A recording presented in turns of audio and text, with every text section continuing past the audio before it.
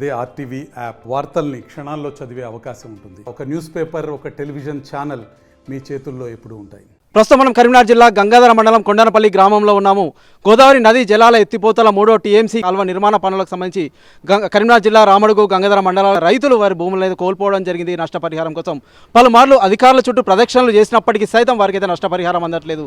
దీనికి సంబంధించి వారు కొంత ఆవేదన వ్యక్తం చేస్తున్నారు. మా పంట పొలాలు పోయినాయి, వ్యవసాయం చేయలేక, సాగు చేయలేక ఇటు నష్టపరిహారం రాక మేము అనేక రకాల ఇబ్బందులు ఎదుర్కొంటున్నాం. ఇప్పటికైనా మాకు నష్టపరిహారం అందించండి మహాప్రభు అంటూ వేడుకుంటున్నాం. పరిస్థితి నెలకొంది. మనతో పాటు కొంతమంది స్థానికులు ఉన్నారు, భూ నిర్వాసితులు ఉన్నారు. ఒకసారి వారితో మాట్లాడదాం. అమ్మ, చెప్పండి, ఏంటి మీ సమస్య? ఎన్ని రోజుల నుంచి మీరు బాధపడుతున్నారు? మాకు 2 సంవత్సరాల నుంచి వెళ్ళి కాలువ వస్తుందని చెప్తున్నారు. కానీ మేము ఇక్కడ భూములన్నీ సర్వేల సగం నష్టపరిహారం కొంతమందికి వచ్చింది, కొంతమందికి రాలేదు. రాని వాళ్ళు చాలా బాధపడుతున్నాం సార్. మాకు కంపల్సరీ నష్టపరిహారం చెల్లించాలి.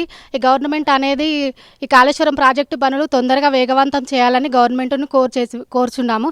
దయచేసి మాకు గవర్నమెంట్ సహాయం చేయాలి. మాకు ఈ పంట వేసుకోవాలా వద్దా అనేది మాకేం అర్థం కాకుండా పోతుంది. మా పిల్లలు ఎదిగి ఉన్నారు. మా పిల్లల పెళ్ళిళ్ళు చేయాలి, చదివించాలి, వాళ్ళని చాలా మేము బాగా చూసుకోవాలి. ఈ నష్టపరిహారాలు వస్తే ఇవన్నీ మాకు బాగా డెవలప్మెంట్ అవుతుందని మేము కోరుచున్నాము. కంపల్సరీ మాకు గవర్నమెంట్ అనేది మాకు సహాయం చేయాలని దయచేసి కోరుచున్నాము. మేము చాలా బాధలు పడుతున్నాము. మా రైతుల బాధలు మీకు ఎవ్వరికీ తెలియదు. రైతు పడే కష్టం ఒక రైతుకే తెలుస్తుంది. అది జాబులు చేసే వాళ్ళకి, ఉద్యోగాలు చేసే వాళ్ళకి, వేరే బయట దేశాల వాళ్ళు తెలిసిన వారికి ఎవరికి తెలియదు. రైతును పట్టించుకోండి, రైతుని కాపాడండి.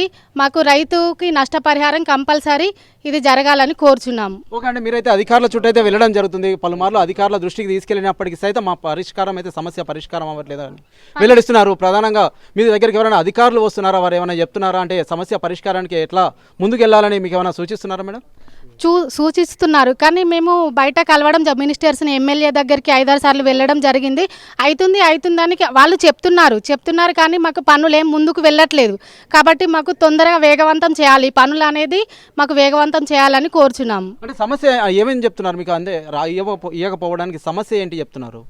సమస్యలు కొన్ని రకాలు చెప్తున్నారు కానీ అది ఏది మాకు నిజమని తెలియట్లేదు. మాకు రైతుకి నష్టపరిహారం వచ్చినప్పుడే మా సమస్య తీరినట్లని మేము అనుకుంటున్నాము. గవర్నమెంట్ ఎన్నో రకాల సమస్యలు చెప్తుంది బయట, కానీ రైతును ఫస్ట్ పట్టించుకోండి, తర్వాతే వేరే వాళ్ళని పట్టించుకొని మాకు రైతుని కాపాడండి. రైతుని కొంచెం డెవలప్ చేస్తేనే గవర్నమెంట్ అనేది డెవలప్ అవుతుంది. మేము రైతు పండిస్తేనే ప్రపంచమంతా అన్నం తినగలుగుతారు. ఇప్పుడు మేము ముందుకెళ్ళండి, ప్రపంచమంతా ఎలా బ్రతుకుతుంది? మీరు ఒక్కటే ఆలోచించండి అంతే. మేము ఎంత రైతులు బాధ పెట్టకండి ప్లీజ్. దయచేసి ఇది మాత్రం గవర్నమెంట్ పట్టించుకొని మాకు నష్టపరిహారం అనేది చాలా మంది రైతులు, మేము కాదు, చాలా చోట్ల చాలా మంది రైతులు చాలా రకాలుగా బాధపడుతున్నారు. రైతు బాధను పట్టించుకొని రైతుకి నష్టపరిహారం మాత్రం ఇవ్వండి సార్. ఓకే, ఎద్దు ఏడ్చిన వ్యవసాయం, రైతు ఏడ్చిన రాజ్యం బాగుపడదంటారు. ప్రస్తుతం మనతో పాటు కొంతమంది నిర్వాసితులు, రైతులు మాట్లాడుతున్నారు. మాకు ఖచ్చితంగా నష్టపరిహారం ఇవ్వండి అంటూ వేడుకుంటున్నారు. మనతో పాటు మరికొంతమంది ఉన్నారు. అమ్మ, మీదెంత వెళ్ళిందండి? భూముల గురించి కాకుండా ఇండ్ల గురించి కూడా చాలానే ఇప్పుడు కూలిపోయే స్టేజ్లు ఉన్నాయి, వర్షాలు ఎక్కువనే ఉన్నాయి, చూస్తున్నారు మీరు. ఆ కూలిన తర్వాత నష్టపరిహారం ఇవ్వండి అని కొట్లాడే బదులు కూలక ముందుకే మనం ముందు ఉంటే సరిపోతుంది కదా. నా మ్యారేజ్ అయినప్పుడే కొత్త ఇల్లు కట్టుకుందాం అట్లా అంటే కెనాల్ వస్తుంది పోతుందని అట్లా అనుకుంటూనే ఉన్నారు. ఇప్పటికీ 5 years అవుతుంది మ్యారేజ్ అయ్యి, ఇప్పటికీ ఏది లేదు, అది కూలిపోయే స్టేజ్లో ఉంది. ఇప్పుడు కట్టుకుందామన్న మనీ అయితే ఉండాలి కదా సార్. ఈ మనీ వడక ఆ మనీ వడక మేము ఒకవేళ కొత్తది కట్టుకుంటే మళ్ళీ కెనాల్ వస్తే ఇది కూడా పోతుంది కదా. ఒకవేళ వచ్చే టైంకి ఒకవేళ 3 months టైం ఇచ్చి తొందరగా కట్టుకోండి అంటే క్రాకర్స్ రావడం, తర్వాత వాటి పనులు అవి ఉంటాయి. అందుకనే మాకు కొంచెం దయచేసి ప్రభుత్వం దృష్టికి తీసుకెళ్ళండి. ఈ వీడియో చూసైనా అందరూ మారాలని కోరుకుంటున్నాను. అంటే గతంలో మీకు ఎలాంటి హామీలు ఇచ్చారు? అంటే మీకు ఎలాంటి నష్టపరిహారం ఇస్తాను అధికారులు అయితే వెల్లడించడం జరిగిందండి?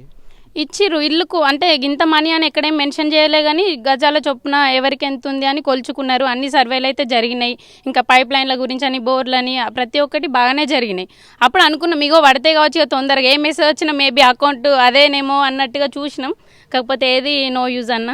ప్రస్తుతం మనతో పాటు మరికొంతమంది ఇక్కడ భూ నిర్వాసితులు ఉన్నారు. మేము చాలా రోజులుగా అధికారుల చుట్టూ ప్రదక్షిణలు చేసినప్పటికీ సైతం మా సమస్య పరిష్కారం అవ్వట్లేదు అంటూ ప్రధానంగా వెల్లడిస్తున్నారు. మనతో పాటు మరికొంతమంది ఉన్నారు. సార్, చెప్పండి, ఇంకా ఏం చెప్తారు? ప్రస్తుతం అయితే సమస్య పరిష్కారానికి ఎలాంటి అడుగులు వేస్తే బాగుంటుందని మీరు భావిస్తున్నారండి? ఎలాంటి అడుగులు అనేది ఏం లేదన్న. ఇది నార్మల్గా చెప్పుకోవాలంటే ఇది ప్రజాస్వామ్యం. సో ప్రజలను పట్టించుకోకపోతే ఆల్మోస్ట్ ఇప్పుడు ఇంతకుముందు ప్రభుత్వం ఎట్లా పోయిందో మీరు అలానే అవుతారు. సో ఇప్పుడున్న సమస్యలు ఏందనేది ప్రజల గురించి తెలుసుకొని ఇక్కడికి రావట్లేదు వాళ్ళు. మేమే మినిస్టర్ దగ్గర కానీ, ఎమ్మెల్యే దగ్గర కానీ ఎన్నోసార్లు పోయినాం. ఎన్నోసార్లు అంటే హైదరాబాద్కి ఇక్కడ నుంచి మేము హైదరాబాద్ పోవాల్సిన అవసరం ఏముందన్న?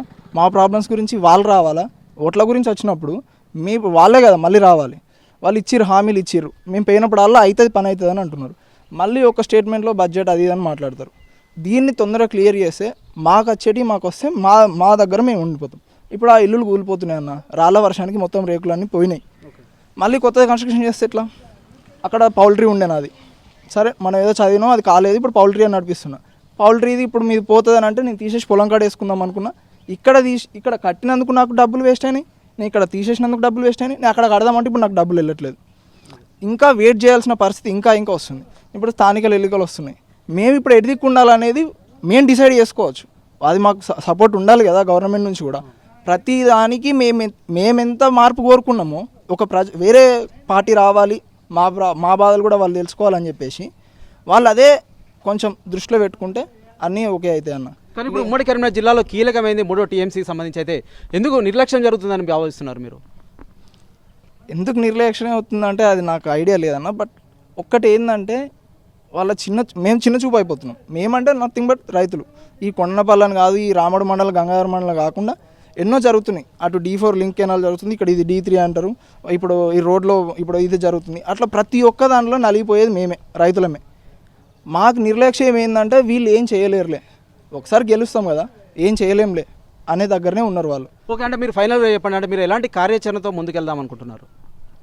ఇది ఇంకా ఇలానే ఉంటే స్థానిక ఎన్నికల తర్వాతనైనా మళ్ళీ వచ్చేసరికైనా మళ్ళీ ఏదైనా సరే 5 yearsకి ఒకసారి డెమోక్రాటిక్ కాబట్టి 5 yearsకి ఒకసారి చేంజ్ అవుతూ ఉంటుంది కాబట్టి మేము దానికి తగ్గట్టుగా మేము నడుచుకోవాలని మేము అనుకుంటున్నాం అంతే. ఓకే బాబు, ఏంటి సమస్య అనేది ఏం చెప్తావు? సార్ నాకు 30 గుంటల భూమి పోతుంది, సర్వే అయిపోయింది, అంతా రాసుకున్నారు, డబ్బులు పడతాయి అన్నారు. ఇదివరకు ₹1 ఇవ్వలేదు. ఇప్పుడు దానికి మోటార్ పెట్టుకుంటే కూడా మోటార్ కూడా నడనిస్తలేరు. వ్యవసాయ భూమి అది. కరెంట్ వాళ్ళు వచ్చి వైర్ తీసేస్తారు, ఏఈ గారు చెప్తారట, డి గారు చెప్తారట.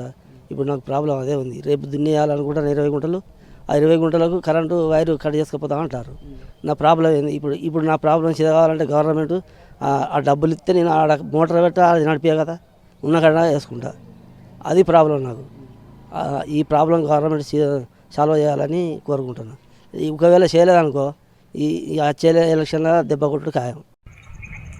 అది రామడు మండలం గోపాలరావుపేట శివార్లో, గోపాలరావుపేట శివార్లో మా ఇండ్లు పోతున్నాయి, పాములు వస్తున్నాయి, తేళ్ళు వస్తున్నాయి, ఏమేమి వస్తున్నాయి వాళ్ళకి. ఇడికి వాళ్ళు దాన్ని పట్టించుకుంటూ చూసుకోలేరు. మేము ఎన్నోసార్లు వస్తున్నాం పోతున్నాం ఎమ్మెల్యే దగ్గరికి, అక్కడికి ఇక్కడికి బాగా తిరుగుతున్నాం, చేస్తున్నాం, వచ్చలేదు, దాన్ని చూసుకోలేదు, ఏడిదని మాకు చెప్పలేదు. మేము ఎమ్మెల్యే సాబ్ దగ్గర పోయినా, ఎంపీ దగ్గర పోయినా మమ్మల్ని ఎవరు పట్టించుకోలేరు. 4-5 సార్లు పోయినాం. పెద్ద మనుషులు, 2 పెద్ద మనుషులు గోడలు కూడి చనిపోయినారు. పోలీసు యాక్సిడెంట్ అయింది, ఫ్రాక్చర్ అయిపోయింది. ఇక రాబోయే ఎన్నికల్లో ఇప్పుడు ఎంపీటీసీలు ఎవరియో ఎన్నికలు ఉన్నాయి కదా, ఉన్నాక ఇక మరి మమ్మల్ని ఏం చెప్తారో దయచేసి ఇక మీరు తమరు అర్థం చేసుకోరు. మాకు ఇవరకు 3 సంవత్సరాల నుంచి మేము బాగా తిప్పల పడుతున్నాం. మాకు ఏది ఇండ్లకు జాగా చూపెడతామన్నారు, మాకు ఇవరకు ఏది లేదు. మాకు బాగా ఇబ్బంది అవుతుంది, మేమేం చేసుకోరాకుండా అయిపోయింది. మమ్మల్ని పట్టించుకునేటోళ్ళు లేరు. ఎక్కడికి పడితే అక్కడికి మేము వరకు అన్ని తిరిగినాం, చేసినాం, అన్నీ ఏది చెప్తలేరు, ఏది సప్పులు లేదు, చల్లలేదు. రామడు మండల్ కృష్ణాపురం మాది. మేము దరిదాపు 2 సంవత్సరాల సార్లు తిరుగుతున్నాం ఆఫీసుల పంటి, ఎవరు పట్టించుకుంటలేరు. ఎమ్మెల్యే దగ్గరకు ఒక 4-5 సార్లు పోయినాం, ఎంపీ దగ్గరకు పోయినా, మన మంత్రుల దగ్గరకు పోయినా, ఎవరు పట్టించుకుంటలేరు. ఇప్పుడు రాబోయే ఎలక్షన్లో జనాలందరూ మిమ్మల్ని ఏమేం చేస్తారో చూడండి. వాళ్ళందరూ ఇప్పుడు మీకు ఓటు వేయకుండా వాళ్ళు చాలా ఇబ్బందులలో ఉన్నారు కాబట్టి మీరు బాగా ఆలోచించి మమ్మల్ని ఏది చేస్తారో చేసి మమ్మల్ని గడ్డకెక్కిస్తారా. ఇప్పటికీ 2 చనిపోయారు, ఒకరికి కాళ్ళు ఇరిగినాయి. మిమ్మల్ని దగ్గరికి పట్టుకొచ్చినా కూడా ఎవరు పట్టించుకుంటలేరు. కాబట్టి మమ్మల్ని చాలా ఇదిగా చేసి మమ్మల్ని పట్టించుకొని గడ్డెక్కియాలని ఆలోచిస్తాను. 2 సంవత్సరాలు అవుతుంది చాలా తవి. కాకపోతే మాకు సగం డబ్బులు ఇచ్చిర్రు, సగం డబ్బులు ఇవ్వలేరు. 2 సంవత్సరాల నుంచి ఎవరి దగ్గరికైనా ఏది స్పందించడం లేదు. ఆల్రెడీ ఎమ్మెల్యే దగ్గరికి అయినాం, మంత్రి దగ్గరికి అయినాం, కానీ ఎవరు మమ్మల్ని పట్టించుకునే వాళ్ళు లేరు. ఆల్రెడీ తవ్వేసిర్రు, కొంచెం ఇళ్ళ దగ్గర ఆపిర్రు, వాళ్ళు చేసుకుంటారు, మాది మొత్తం తవ్వేసిర్రు. అది మా పరిస్థితి ఏందో అర్థం కాకుంటుంది. ఎవరిని అడిగినా మమ్మల్ని కనీసం పట్టించుకునే నాదుడే లేడు. ఇప్పుడు దాదాపు 2 సంవత్సరాలు అయిపోతుంది. ఉన్నవాళ్ళు చేసుకుంటారు, లేని వాళ్ళతో మొత్తం అయిపోయింది. సగం డబ్బులు వచ్చినాయి, మరి సగం డబ్బులు వచ్చినాయి కానీ ఇంకా సగం డబ్బులు ఇస్తాం అన్నారు, అలాగే పెండింగ్ పెట్టారు. ఇప్పుడు ఎవరి దగ్గరికి వెళ్ళినా కానీ ఎవరు పట్టించుకోవడం లేదు. ప్రస్తుతం మనతో పాటు ఇదే అంశానికి సంబంధించి మరికొంతమంది స్థానికులు ఉన్నారు, వారితో సైతం మాట్లాడదాం. అమ్మ, ఏంటి సమస్య? మీకు వచ్చినాయా పైసలు? రాలే బాంచను 5 ఏండ్ల వారికి ఇక అత్తయ్య అంటారు కానీ ఈ వారికి అత్తలేవు. మరి మేము ఇండ్లు కట్టుకునుడా, గుడిసెలు వేసుకునుడా, ఎట్లా ఏం చెప్పపోతారు బాంచను? ఇంకా ఏం చెప్పాలి? మరి ఏం చూసుడు, భూములు లేపాయే, ఇండ్లు కట్టుకోను, పైసలు అత్తలేపాయే, మరి మాకు ఎక్కడ లేకుండా సాత కాకుండా అయింది. మా బతుకు ఎట్లా బాంచను? మరి ఎట్లా ఇట్లా ఎవరైనా అధికారులు వస్తారా, ఎవరైనా నాయకులు వస్తారా, ఏమైనా చెప్తారా మీతోని? ఎవ్వరు అత్తలేరు, ఎవ్వరు చెప్తలేరు. అత్తది పోతుంది, అత్తది డబ్బులు అని చెప్పేటోళ్ళే లేరు మాకు. అవి సరిగ్గా రానేలేవు అచ్చే డబ్బులు కూడా. మరి అత్తయా పోతాయా, ఏమన్నా జాగ చూపెడితే పోయి కట్టుకుంటాము, చేస్తామని చూస్తున్నాం. భూములకు కూడా ఓలో పడలే, వాళ్ళు కూడా దల్లడిస్తుర్రు. మరి పోయే సూచన ఉంటే ఏమన్నా చూసుకుంటాం, ఆధారం పోయేదంటే చప్పుడే కూకుంటాం. ఇవ్వరకు ఎవరు వచ్చి మా అందరు ఇచ్చిన వాళ్ళు లేరు, మాట్లాడిన వాళ్ళు లేరు. రావాలి మరి గీ పలానాడు పోతుంది, గీ పైసలు పడతాయి అని చెప్పాలి. గట్లా వచ్చిన వాళ్ళు లేరు, అయిన వాళ్ళు లేరు. మరి ఏ సంగతో ఆ సంగతి మాకు వచ్చి చెప్పి ఈ భూములు ఇస్తారో పైసలు ఇస్తారో ఇండని ఎలా వాడతారో ఆ సంగతి మాకు చెప్పాలి. అంటే మీ దగ్గరికి అయితే ఎవరు అధికారులు కావచ్చు, ఎవరు రావట్లేదు. ఇవారకైతే ఎవ్వరు వచ్చి ఇండ్లు పోతాయి, భూములు పోతాయి. ఇప్పుడు వచ్చిన వాళ్ళే లేరు. ఇక సగం పైసలు పడ్డాయి, సగం పైసలు పడలే, ఓళ్ళకు పడనేలే. వాళ్ళు ఎడుతుర్రు, ఈ ఇంకొన్ని వచ్చేటి మేము చూస్తున్నాం. మరి ఎట్లా ఇట్లా అయితే ఎట్లా మీ సమస్య ఎట్లా పరిష్కారం అవుతుంది? ఎందుకంటే మీరు రోజు అధికారుల చుట్టూ ఆఫీసుల చుట్టూ అయితే తిరగాలంటే కష్టం కదా. మరి ఎట్లా ఇట్లా అయితే ఇప్పుడు ఓళ్ళకు రాలే ఏడుతుర్రు, వచ్చిన వాళ్ళు మిడుకుతుర్రు, రానోళ్ళు పురాణే ఏడుతారు. మరి ఎట్లా అని మేము మాట్లాడుతున్నాం. ఇక ఏం చేస్తారో మరి చెయ్యరు. ఇక గంతే ముచ్చటయ్య.